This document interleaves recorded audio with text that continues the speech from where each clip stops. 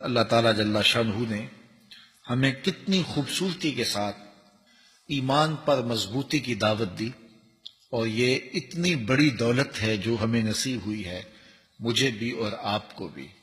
اور یہ ہمارے فہم و ادراک، ہماری کوشش، ہماری محنت کا نتیجہ نہیں ہے کہ ہم نے اس کے لیے کوئی کسب کیا ہو، اس کے لیے کوئی تحقیقات کی ہوں، اس کے لیے ہم دنیا کی لائبریریاں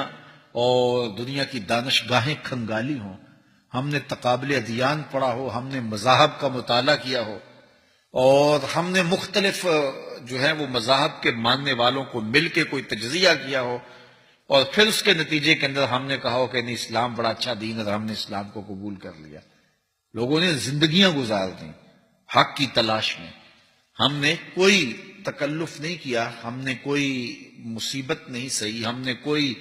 تجزیے نہیں کیے، ہم تقابل ادیان نہیں پڑھے، ہم نے مذاہب کا مطالعہ نہیں کیا، حتیٰ کہ ہم نے جو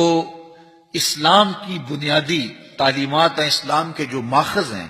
ہم نے وہ بھی نہیں پڑھے تھے، لیکن اس کے باوجود اللہ نے ہمیں ایمان دیا، اس لیے کہ جب ہم نے آنکھ کھولی تو ایسی آغوش تھی جہاں کلمے کی بہاریں تھیں۔ یار شکریہ ادا کیا کرو اپنی ماؤں کا، جب وہ تمہیں لوئیاں دیتی تھی تو ساتھ کلمہ پڑھتی تھی، وہ کلمہ ہماری روحوں میں اتر گیا ہوا ہے۔ اور شکریہ ادا کرو اپنے باپ کا کہ جس کے لبوں پہ کلمہ کا چراغاں تھا، اور جب ہم پیدا ہوئے تو وہ مسجد سے مولوی صاحب کو بلا لائے، اور ہمارے کان میں سب سے پہلی صدا کلمہ طیبہ کی آئی۔ اور پھر ان بہنوں کا بھی شکریہ ادا کرو جو لوریاں دیتی تھی اور قرآن پڑھتی تھیں، اور لوریاں دیتی تھی اور کلمہ طیبہ کا ورد کرتی تھیں۔ اور پھر شکریہ ادا کرو مسجد کے اس مولوی کا جس کو آج جو ہے وہ حقیر بھی سمجھ لیا جاتا ہے، کہ جس نے جو ہے وہ 300 200 بچوں کو بٹھا کر کے قرآن مجید کی تعلیم دی، اور جس نے اذانیں دیں اور لوگوں کے کانوں تک یہ نور پہنچایا،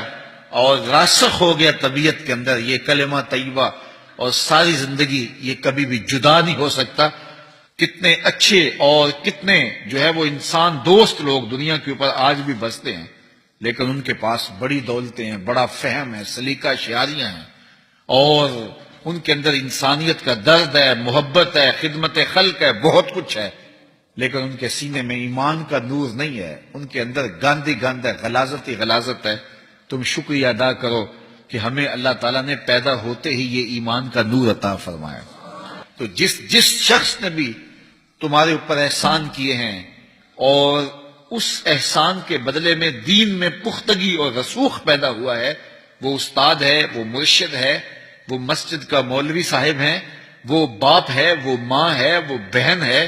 وہ محلے کا بوڑھا بزرگ ہے جو دین کی باتیں بتاتا ہے، وہ کوئی آپ کو دعوت دے کے انگلی پکڑ کے کسی دینی مجلس میں لانے والا ہے، وہ جہاں جہاں بھی ہو تم سلوٹ کیا کرو، شکریہ ادا کرو کہ تم نے ہمیں اس نوکری پہ لگایا اور اس کام پہ لگایا، اور اس پر جتنا بھی اللہ کا شکر ادا کریں تھوڑا ہے۔ من جاء بالحسنۃ فلہ خیر منہا،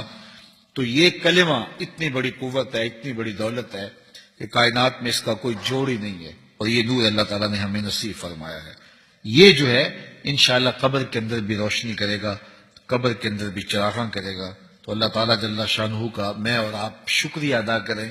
اور ہمیں معمول زندگی بنا لینا چاہیے قرآن مجید کی تلاوت کو، اور صبح شام قرآن مجید کی تلاوت جتنی میسر ہو ضرور کرنی چاہیے۔